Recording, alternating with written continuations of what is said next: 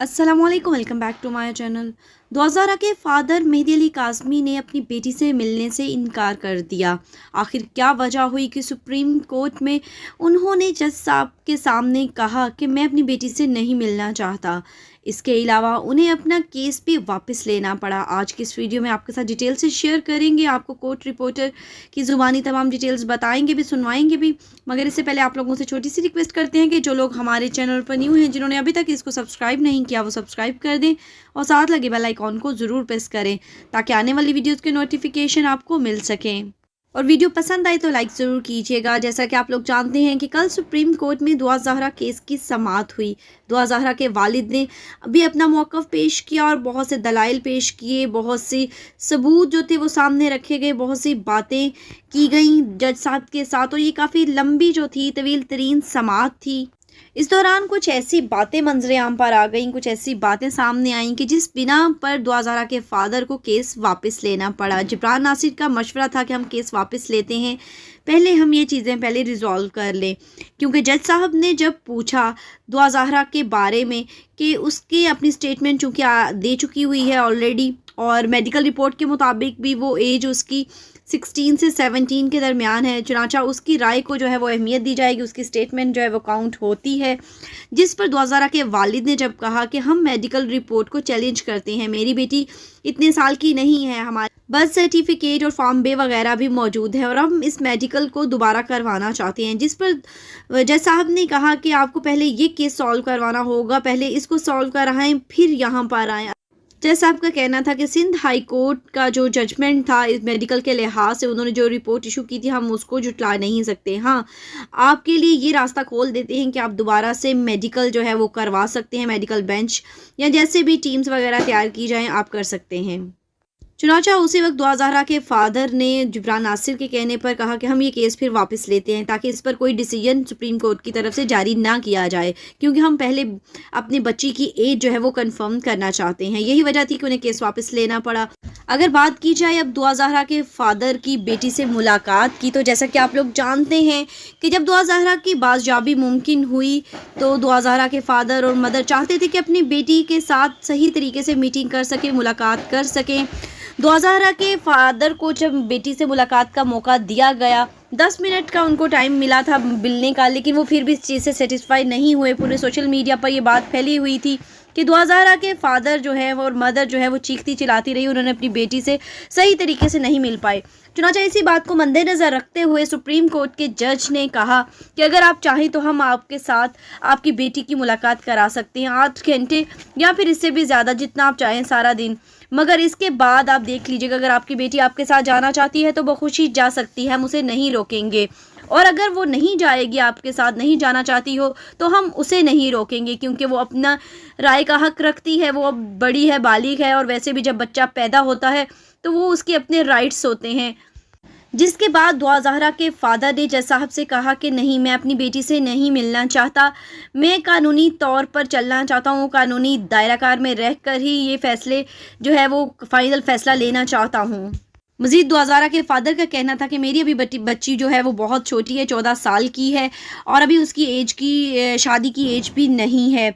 इसके अलावा उनका कहना था कि हम अहले तशी हैं, हम में बच्ची की शादी ऐसे, निकाह जो है वो ऐसे नहीं होता, वली के बगैर निकाह की इजाज़त नहीं है, इसलिए ये निकाह जो है वो गैर कानूनी करार दिया जाए। तो जिस पर जज साहब ने कहा कि ये सारी चीज़ें सुप्रीम कोर्ट में नहीं होती, ये आपको फैमिली कोर्ट में जो है वो अप्लाई करना होगा, वहाँ पर जाकर आप इस निकाह को चैलेंज कर सकते हैं। सिटी कोर्ट में आप ज़हीर के ख़िलाफ़ अगवा का, जैसे आप कह रहे हैं, वहाँ पर केस कर सकते हैं, यानी वहाँ पर ऑलरेडी केस चल रहा था मगर ज़हीर को वहाँ पर नहीं पेश किया गया था। चुनाचा अब ये 3 कोर्ट्स के अंदर ये केस चलेगा, एक फैमिली कोर्ट में, और एक ट्रायल कोर्ट में, और एक सिटी कोर्ट में। ये तीनों जो हैं केसेस डिफरेंट चलेंगे एज का लिहाज से, यानी जो मेडिकल करवाया जाएगा दोबारा से, दूसरा निकाह के लिहाज से, और तीसरा अगवा के लिहाज से। अब 3 जगहों पर ये केस की सुनवाई होगी। सुप्रीम कोर्ट का रुख जो है वो बाद में किया जाएगा। जिब्रान नासिर ने कहा कि जो ही मेडिकल रिपोर्ट दोबारा आएगी, मेडिकल हम दोबारा से करवाएंगे सही तरीके से, उसके बाद हम सुप्रीम कोर्ट की तरफ रुजू करेंगे। अदालत ने बार बार उनके वकील से यही इस्तफसार किया कि आप बताएं कि क्या अभी ट्रायल कोर्ट में मामलात क्या ख़त्म हो गए हैं और जो मैरिज एक्ट है उसके हवाले से भी काफ़ी सवालात उठाए गए कि अगर शादी को चैलेंज करना हो तो आप कहाँ चैलेंज करेंगे। इसके अलावा अदालत ने दुआ ज़हरा की जानिब से जो 164 के बयानात मुख्तलिफ़ अदालतों में दिए गए हैं, सिंध हाई कोर्ट में और इसके अलावा लाहौर के जुडिशल मजिस्ट्रेट की कोर्ट में, उनका भी हवाला दिया कि बच्ची जो है वो 2 दफ़ा ये कह चुकी है कि उसने अपनी मर्ज़ी से शादी किया और उसे किसी ने अगवा नहीं किया। तो उसके बाद अदालत ने जो है वो एक, जिसको आप कह सकते हैं कि इंसानी हमदर्दी की बुनियाद पर जो है उनके वालिद से पूछा, जस्टिस सजाद अली शाह ने, कि अब आप क्या चाहते हैं, हमें आपके जज्बात की कदर है। उन्होंने कहा कि अगर हम आपकी 2 घंटे 8 घंटे पूरा दिन के लिए भी बच्ची से अगर मुलाकात करा देते हैं तो फिर आप क्या चाहेंगे। अगर बच्ची फिर भी आपके साथ ना जाना चाहे तो फिर आप क्या करेंगे। तो मेहदी काज़मी साहब जो थे उनका यही कहना था कि वो कानूनी कार्रवाई जो भी होगी वो करेंगे। और इसके अलावा काफ़ी सवालात उठाए अदालत ने। उनके वकील जो थे और मेडिकल बोर्ड के हवाले से भी अदालत ने ये कहा कि क्या आपने उसको चैलेंज किया था जो रिपोर्ट आई थी 16-17 साल के दरमियान। इसके अलावा चाइल्ड रिस्ट्रेंट मैरिज एक्ट का भी हवाला दिया कि सिंध में क्या कानून है और पंजाब में क्या कानून है। ताहम अदालत ने ये तमाम दलाइल सुनने के बाद कहा है कि आज ही जो दरख्वास्त है उस पर कोई फ़ैसला जारी किया जाएगा। ज़्यादातर इम्कान यही लग रहा है कि अदालत कहेगी कि जो रेमेडीज़ आपके पास अवेलेबल है फैमिली कोर्ट्स के हवाले से निकाह को अगर चैलेंज करना है तो वही करें। ताहम ये भी हो सकता है कि अदालत पे ऑर्डर कर दे कि बच्ची की जो है वो वालिदैन से एक दिन के लिए जो है वो मुलाकात कराई जाए और उसके बाद ये मामला देखते हैं अब अदालत क्या फ़ैसला करती है। जस्टिस मुनीब अख्तर साहब ने मुलाकात का भी सवाल उठाया, बल्कि जस्टिस मोहम्मद अली मज़हर और जस्टिस सजाद अली साहब ने भी कि मुलाकात कहाँ कराई गई थी। तो मेहदी अली काज़मी साहब ने कहा कि उनकी हाई कोर्ट में मुलाकात कराई गई थी कोर्ट रूम में। तो इसका मतलब है केस पड़ा हुआ था। जस्टिस सजाद अली साहब ने भी कि नहीं, मुलाकात तो चैम्बर में कराई गई थी। तो उस दौरान मेहदी अली काज़मी साहब ने बताया कि मुलाकात चैम्बर में हुई थी 4-5 मिनट, वहाँ पुलिस वाले भी मौजूद थे। तो उसमें जस्टिस सजाद अली शाह साहब और जस्टिस मोहम्मद अली मज़हर बार बार कहते रहे कि कोई ऐसा खदशा हो, कोई ऐसी बात हो कि बच्ची दबाव में, प्रेशर में, कोई और वजह है तो आपकी अलहदा में मुलाकात करा दें, तो उसके बाद क्या करेंगे। बार बार ये सवाल उठाया जा रहा है। हाँ बिल्कुल, क्योंकि दुआ ज़हरा के जो 164 का बयान रिकॉर्ड हो चुके हैं और उसके बाद जो दीगर मामलात हैं उसमें यही कहा गया है, क्योंकि एक मुलाकात चैम्बर में हो चुकी है जिसके बाद ये मामला इतना हाई प्रोफाइल हो चुका है कि अब आपको पता है कि ना सिर्फ पाकिस्तान बल्कि इंटरनेशनली भी इस मामले को देखा जा रहा है। और अदालत ने ज़रूर ये केस पढ़ा होगा, जो जज साहिबान थे उन्होंने केस को देखा होगा, क्योंकि मीडिया में भी रिपोर्ट होता रहा है। और बिल्कुल उन्होंने मेहदी काज़मी ने ये कहा कि 4 से 5 मिनट मुलाकात कराई गई थी, लेकिन उस मुलाकात में जो है वो 15 से 20 पुलिस एहलकार भी मौजूद थे और वो इस मुलाकात से जो है वो मुतमिन नहीं दिखाई देते थे।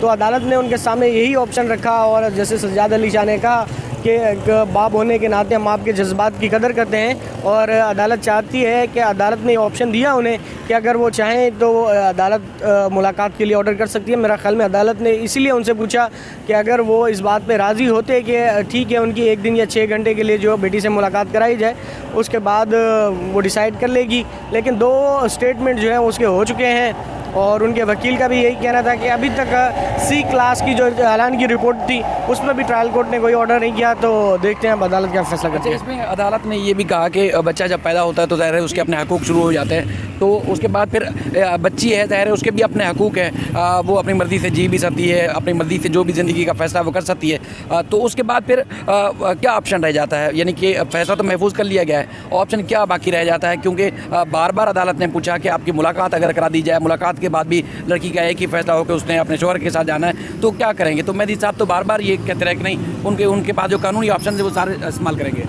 हाँ बिल्कुल, अदालत ने यही कहा उनसे कि बच्ची है, उसने शादी कर ली है और बच्चों के भी हकूक़ होते हैं और अगर वो फिर भी आपके साथ ना जाना चाहे तो फिर आप क्या कार्रवाई करेंगे।